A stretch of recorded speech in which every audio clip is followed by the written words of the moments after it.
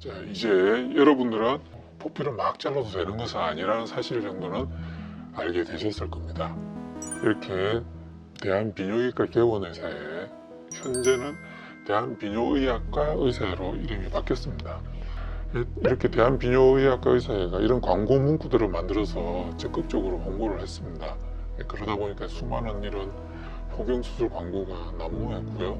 이렇게 방송 같은 걸 통해서도 드라마, 예능 할 것 없이 포경수술을 전방위적으로 홍보를 하는 모습을 쉽게 볼 수 있었습니다.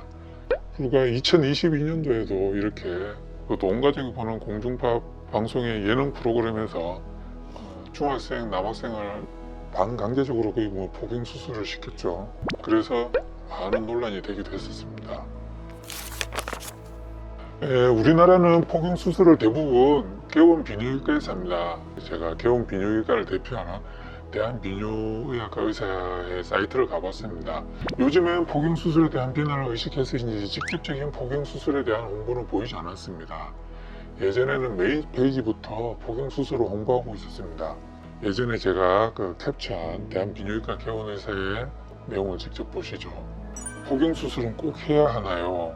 수술이 꼭 필요한지에 대해서는 비뇨기과 전문의들 사이에서도 의견이 엇갈립니다. 하지만 그 논란의 핵심은 포경수술을 하면 이득이 된다는 주장과 별다른 이득이 안 된다는 주장이 대립이지 포경수술을 하는 것이 나쁜 결과를 초래한다는 것은 아닙니다. 라고 써 있었는데요.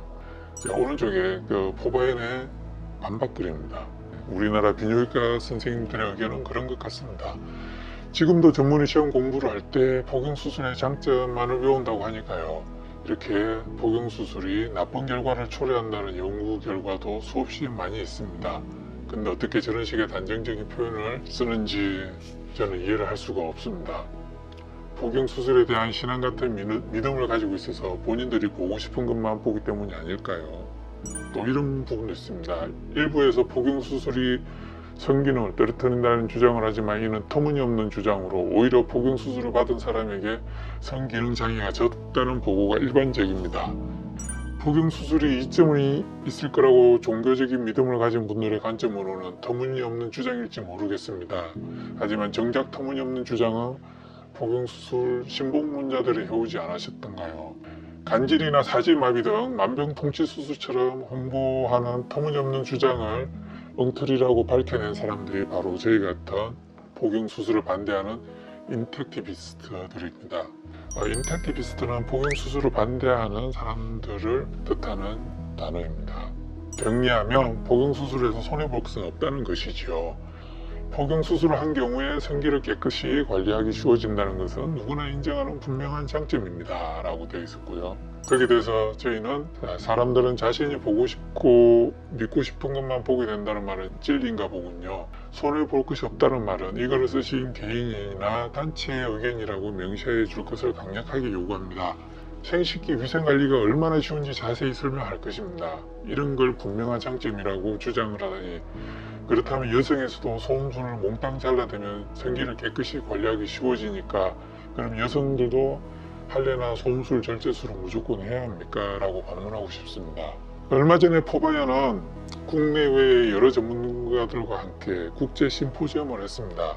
그때 제가 발표했던 내용의 한 부분이 대한민국의 남성들과 남아를 가진 부모님들이 포경수술로 겪는 스트레스에 관한 것이었습니다. 남아가 태어나면 부모님은 신생아 포경수술을 고민했습니다. 수술 없이 그 시기를 지나가도 초등학교에 들어가면 서서히 포경수술을 고민을 해야만 합니다. 방송, 영화, 신문 등 모든 매체에서 끊임없이 포경수술 홍보하거든요. 그러다 보면 옆집에 누가 포경수술을 하게 되고 특히 겨울방학이 되면 포경수술 절정의 일입니다. 그 시절에 겨울방학이 되면 비뇨기과의 상술과 맞물려서 단체 포경수술이 유행하기도 했습니다. 비뇨기과는 겨울방학 특수를 누리던 시절이었죠. 초등학교 9학년부터 중고교 시절은 포경수술 스트레스가 정점에 달합니다. 비뇨기과에서 그 시기가 포경수술 시키기에 제일 좋다고 홍보해 왔기 때문입니다. 병력에 의무가 있는 대한민국에선 군대 역시 포경수술과 큰 관련이 있습니다. 포경수술 안 하고 가면 더럽다고 상급자한테 맞거나 괴롭힘을 당한다. 군대에서 강제로 포경수술 시킨다. 군대에서 포경수술하면 마취도 없이 수술한다. 그러나 포경수술 스트레스는 끝나지 않았습니다. 결혼 전에는 이런 이야기들을 듣게 됩니다. 복용수술을 안 하면 섹스 도중 포피가 자꾸만 찢어져서 섹스를 할 수 없다. 복용수술 안 하면 온갖 성병에 걸리고 파트너나 배우자에게도 성병을 전염시킨다. 결혼 후에는 섹스에 무슨 문제가 생기면 모든 것을 복용수술하지 않은 남성의 성색기 탓으로 돌리는 소문들이 많기 때문이죠. 노인에게도 복용수술 스트레스는 끝난 게 아닙니다. 노인이 되면 포피가 탄력을 잃어서 늘어지고 수술하지 않은 남성의 생식기는 더럽고 냄새가 많이 나고 그래서 가족이나 보호자에게 큰 고통을 준다고 주장하면서 복용수술을 권하기 때문입니다. 이러한 상황이 대한민국 복용수술의 현실, 요람에서 무덤까지였습니다.